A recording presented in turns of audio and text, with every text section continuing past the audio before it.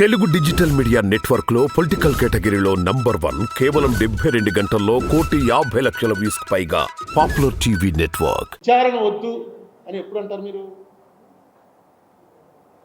మనం అర్థం చేసుకోవాల్సింది ఏంటంటే, మీ కేసులో విచారణ వద్దు, ఇదేమి మర్డర్ కేసు కాదు, ఇది mismanagement of finances violating act. ఆ వైలేటింగ్ యాక్ట్ కూడా ఏంటి? Amended act. 97 ముందు ఆయన కలెక్ట్ చేసింది తప్పు కాదు. 97కి యాక్ట్ రాలా, 97లో అమెండ్మెంట్ చేశారు. అమెండ్మెంట్ చేసిన తర్వాత ఈయనకి కూడా నోటీస్ ఇచ్చారు, నువ్వు వసూలు చేయడానికి వీల్లేదని. వెంటనే ఈయన నాకు కొంచెం టైం ఇవ్వండి, నేను మా వ్యాపారం అంతా మార్చుకుంటున్నాను, సెటప్ అంతా మారుస్తున్నాను అని చెప్పి అన్నాడు. వాళ్ళు టైం ఇచ్చారు. ఆ టైం ఇచ్చిన తర్వాత ఈయన రిప్లై ఇచ్చాడు, మీరు చెప్పినట్టుగానే మా హెచ్యుఎఫ్ ఇంకా కలెక్ట్ చెయ్యదు అని ఒకటి ఇచ్చాడు లెటర్. ఆ లెటర్ వాళ్ళు తీసుకుని వీళ్ళ అన్ఇన్కార్పొరేటెడ్ బాడీస్ అంటారు, యూఐబీస్లోకి ఇంకా రిజర్వ్ బ్యాంక్ ఇంటర్ఫీర్ అవ్వదు. ఇప్పుడు మన అర్బన్ బ్యాంకులు ఇవన్నీ ఉన్నాయి, వాటి రిజర్వ్ బ్యాంక్ ఎప్పటికప్పుడు పంపుతూ ఉండాలి. చిన్న తేడా వచ్చింది, క్రిసిల్ రేటింగ్ తేడా వచ్చింది, వెంటనే చూసారా మన ఆర్యాపురం అర్బన్ బ్యాంక్ మీద కూడా అంత ప్రాఫిట్లో నడుస్తున్నా దాని మీద కేసులు పెట్టారు. ఏంటంటే చిన్న వైలేషన్, ఏదో డైరెక్టర్ గారి తమ్ముడికి లోన్ ఇచ్చారు, పట్టుకున్నారు. కరెక్ట్గా కట్టేశాడు, అన్నీ చేశాడు. ఇంకేంటంటే అది తప్పది, ఇవ్వకూడదని రూల్ ఉంది, ఇచ్చావు, పట్టుకున్నారు అంతే. దానికి వీళ్ళు ఎక్స్ప్లెనేషన్లు ఇచ్చుకోవాలి. డబ్బు వెనక్కి వచ్చేసింది కదా అంటే కుదరదు. అలాగే ఈయన్ని కూడా హెచ్యుఎఫ్ కలెక్ట్ చేయట్లేదు, అయిపోయింది, మానేసాం, అందరు డబ్బులు వెనక్కి ఇచ్చేసాం అన్న తర్వాత కూడా ఈయన కలెక్ట్ చేస్తూనే ఉన్నాడు. అది నేరం.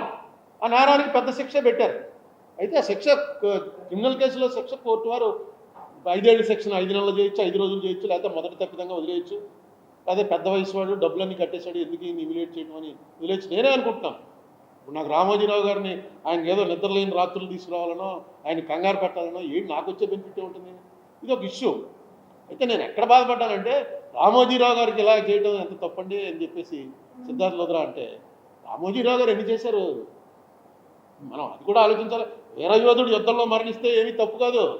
ఆయన వీరయోధుడు, ఆయన ఎంతోమందిని నరికాడు. నరకటే అన్ని సూసైడ్లు అయ్యో కూడా మనకు లెక్క కూడా తెలియదు.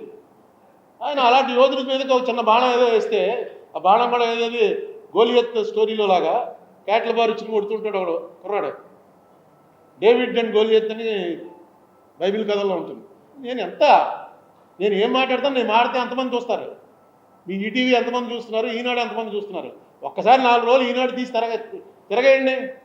మొత్తం అసలు వారిని వ్యతిరేకించిన వాళ్ళందరూ కూడా దేశద్రోహులు, గంజాయి అమ్మేస్తున్నారు, అన్నీ మొత్తం పక్కవాడిని చంపేస్తారు, ఆస్తులు ఆక్రమించేస్తారు, ఆడాళ్ళని రేప్ చేస్తారు, మొత్తం ఇవే కథలు. 4 రోజులు తీసి చూడండి, అలాంటి కథ లేకుండా ఒక రోజు ఉందేమో అని. ఎందుకంటే ఆయన ప్రత్యర్థి అంటే అలా కొడతాడు, అది ఆయనకు అలవాటు. అటువంటి వాడి తరఫున సిద్ధార్థ లోద్రా గారు అంటే, సిద్ధార్థ లోద్రా మాట్లాడుతున్నాడంటే సిద్ధార్థ లోద్రా మాట్లాడుతున్నట్టు కాదు, అది రామోజీరావు మాట్లాడుతున్నట్టే. సో ఆయన రామోజీరావు, నేను అదే అన్నా, రామోజీరావు గారి పేరు చెప్తే మొత్తం రాష్ట్రం తెలుగు వాళ్ళందరూ భయపడుతుంటే నేను రామోజీరావు గారికి భయపడ్డానా ఏంటి? రామోజీరావు గారు నాకు భయపడతాడా? ఏం మాట్లాడుతున్నావు అన్నాను. అన్నదాన్ని మీరు మొత్తం వీడియోలో ఏం పెట్టేశారంటే, అందరికీ రామోజీ అంటే భయం, రామోజీకి నేనంటే భయం అంటే అదే దాని అర్థం. ఏం చేస్తాం? అది ఇప్పుడున్న సోషల్ మీడియాలో ఉన్న ట్రెండ్. దాని ఏమన్నా వీళ్ళందరూ ఎవడెవడు పెట్టాడు, వాళ్ళందరూ పేర్లు రాసి వీళ్ళందరూ తప్పు చేశారండి. గ్యాగ్ ఆర్డర్ అడిగారు, అది గ్యాగ్ ఆర్డర్ అంటే నోరు మూసేయాలి. ఆ విషయం నేను ఎత్తకూడదు అనమాట. ఈ మార్గదర్శి విషయం ఎత్తకూడదు అని ఒక ఆర్డర్ ఇవ్వండి. ఇతను బయటికి వెళ్ళి పెద్ద ఆయనకి ఎంత హ్యూమిలియేషన్ క్రియేట్ చేస్తున్నాడో చూడండి. నేను ఏంటి కేసు అంతా అయిపోయి డిక్టేషన్ అయిపోయాక అప్పుడు కూడా నేను మాట్లాడాల.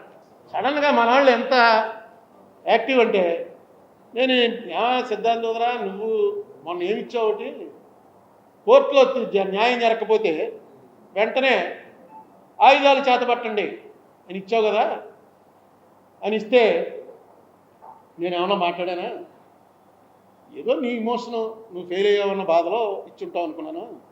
నువ్వు ఇప్పుడు నా గురించి ఇలా మాట్లాడడం కరెక్టా అంటే, జడ్జి గారితో నేను ఎప్పుడు అనలేదు అన్నాడు. నేను ఎప్పుడు అనలేదు అలాగా అన్నాడు.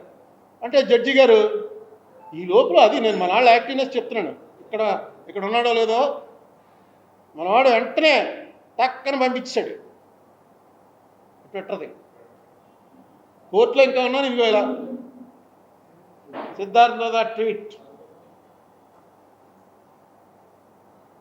when all has been tried, yet justice is not in sight. It is then right to pick up the sword. It is then right to fight. ఆయనకి ఎప్పుడైతే చంద్రబాబు నాయుడు గారు జైల్లో ఉంటే ఈయన అప్పీల్ చేసి ఫెయిల్ అయ్యాడో వెంటనే ఒక ట్వీట్ కూడా ఎవరో జఫర్నామాలో గురు గోవింద్ సింగ్ ఔరంగజేబ్కి రాసినటువంటిది ఉంది. చూడండి, ఇందులో క్లియర్గా ఉంది. when all has been tried yet justice is not in sight, it is then right to pick up the sword, it is then right to fight. ఎన్ని గంటలకు వచ్చింది? 1:12:50 అంటే అక్కడ సరిగ్గా జరుగుతుంది అని సౌండ్ వచ్చింది. చూపించరా అని ఇంతమంది ఉన్నారు నాకు సపోర్ట్ కాబట్టి కేసు నడపగలిగింది.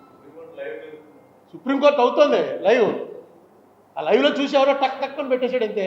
అతను ఎప్పుడైతే డినై చేశాడో వెంటనే టక్ టక్కుని పెట్టాడు. అయితే రమేష్ వెంటనే దాన్ని నేను ఇలా చూస్తుంటే రమేష్ చూశాడు, చూసి మాట్లాడకండి, ఇప్పుడు కోర్టు వారు దీన్ని డైవర్ట్ చేయడానికి ఇవన్నీ ప్రయోగాలు జరుగుతాయి, మీరు ఏమవుతుంది, కోర్టు వారు మిమ్మల్ని ఏమైనా అడిగితే చెప్పండి. కోర్టు వారు నన్ను ఒకటే అడిగారు, ఏమడిగారంటే జడ్జిమెంట్లని వెళ్ళి క్రిటిసైజ్ చేసినా తప్పు లేదు, నేను ఇచ్చిన జడ్జిమెంట్ అందరికీ నచ్చాలని లేదు, జడ్జిమెంట్ని క్రిటిసైజ్ చేసినా తప్పు లేదు, కానీ నువ్వు చాలా సీనియర్ పొలిటీషియన్వి, చాలా బాగా ఆయనకి ఎలా అర్థమైంది నాకు తెలియలేదు, నువ్వు బాగా మాట్లాడతావు, కొంచెం కోర్టు లిమిటేషన్స్ తెలుసుకుని దాని ప్రకారం మాట్లాడు అంతే. We're not giving any order.